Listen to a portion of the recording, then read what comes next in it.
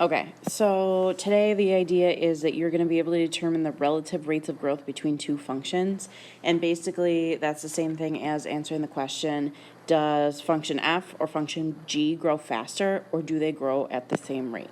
Okay, this whole slide about comparing comparing rates of growth, essentially how we're going to compare is we are going to look at what happens as x goes to infinity. So all the way out to the right of the graph, right, kind of their right end behavior, if I can compare them, what happens out there should be able to tell me which one grows faster. So for instance, kind of visually, if I was comparing the function e to the x to ln x, I think you can agree, or at least hopefully you'd agree, right, that the e to the x graph definitely grows a lot faster than the ln x graph.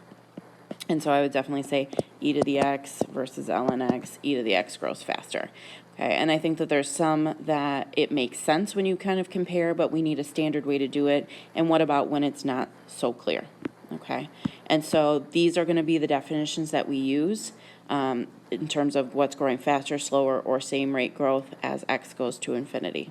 Okay, so a couple of things to note. Number one, when I say f grows faster than g, realize that that's the equivalent to saying that g grows slower than f, right? And so there's kind of two ways that you can prove what's going on, and it's really important that you're clear about what you're saying. Okay, so for f to grow faster than g, what would be happening is if you took their ratio as x goes to infinity, you get infinity as an answer, right? That makes sense because this one would be overpowering it in the long run, and if it's growing faster, it should be going towards infinity. Okay. If you construct your ratio the other way, so you put g on top, right, if that one is growing slower, then you get an answer of 0. Okay, so you can do the ratio either way. The important thing is to compare the ratios, okay, but your answer tells you which one's growing faster or slower. So if your answer is infinity, the top one is growing faster. If your answer is 0, the top one is growing slower.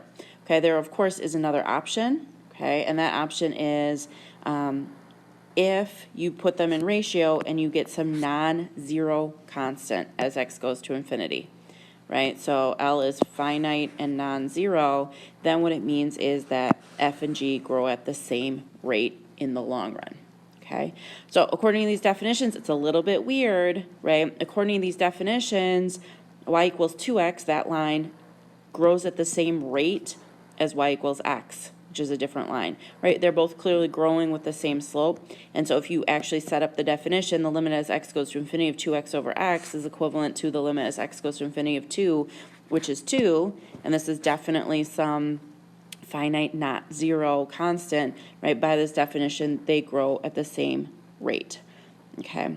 And basically, we want to make sure that if we want to mean that f grows faster than g for really large x values, that g is negligible in comparison to f. Like it's so overpowered that it's not important. And that would not be the case in those two lines. All right, so we're about to do example 1 in the next video.